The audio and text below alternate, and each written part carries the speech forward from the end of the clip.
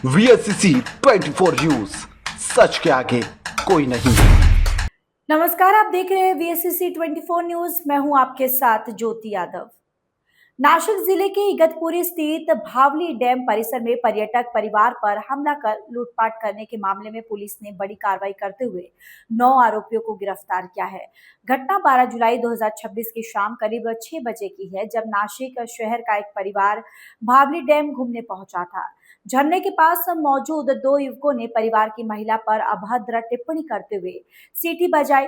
विरोध करने पर आरोपियों ने अपने साथियों को बुलाकर परिवार के साथ धक्का मुक्की और धमकी दी। परिवार जब कार से नासिक लौट रहा था, तब भी आरोपियों ने पीछा कर वाहन को रोक लिया। बांस की लाठियों, बेसबॉल बैट और लोहे की रॉड से कार में तोड़फोड़ की गई। आरोप है कि हमलावरों ने महिला के साथ अभद्र व्यवहार किया। उसके बाद पति के गले से सोने की चैन और एक मोबाइल फोन लूट लिया था तथा परिवार पर जानलेवा हमला किया। मामले में इगतपुरी पुलिस ने विभिन्न धाराओं में केस दर्ज कर स्थानीय अपराध शाखा के साथ संयुक्त कार्रवाई करते हुए 9 आरोपियों को गिरफ्तार किया। पुलिस ने वारदात में प्रयुक्त टाटा योद्धा पिकअप वाहन भी जब्त कर लिया।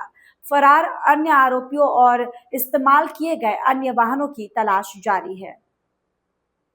महाराष्ट्र जिले के इगतपुरी से खय्याम अंसारी की रिपोर्ट।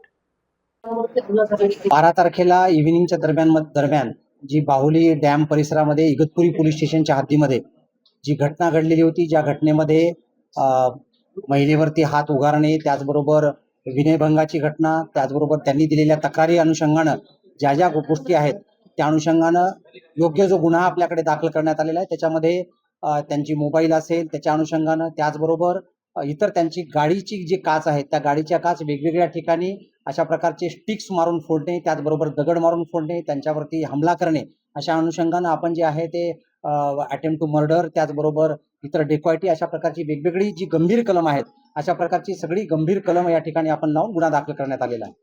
या अनुषंगानं याच्यामध्ये आतापर्यंत एकंदरीत 9 आरोपी जे आहेत ते 9 आरोपींना पूर्णपणे ताब्यात घेण्यात आलेलं आहे आणि त्याच्यावरती कारवाई सुरू आहे। हे जे एकंदरीत आरोपी आहेत हे आरोपी त्या परिसरामधले आहेत आणि हे सगळे जे आरोपी होते हे आरोपी वेगवेगळ्या इगतपुरी भागामधले, त्याचबरोबर नांदगाव सदो नावाचं गाव आहे, बनाईदुरी आहे, गिरणारे आहे आणि माणिकखांब आणि त्या आजूबाजूच्या परिसरामधले असे सगळे हे आरोपी आहेत, एकमेकांच्या ओळखीचे आहेत आणि त्यांनी अशा प्रकारचं 9 आरोपींना आपण ताब्यात घेतलेलं आहे। आणि याच्यामध्ये इतर जे आणखी काही आरोपी याच्यात निष्पन्न झालेले आहेत, त्याच्यामध्ये फिर्यादीने आपल्याला तक्रारी दिल्याप्रमाणे इतर जे 6-7 आरोपी होते, त्याचबरोबर त्यामध्ये इतर काही इन्व्हॉल्ड आहेत, जे असोसिएट आहेत क्राईमला करणारे, त्याचबरोबर यांच्याशी गाडी देणारे, काही मदत करणारे, अशा प्रकारच्या सगळ्या आरोपींना आपण याच्यामध्ये इन्व्हॉल्व करून या गुन्ह्यामध्ये आपण त्यांना निष्पन्न केलेलं आहे।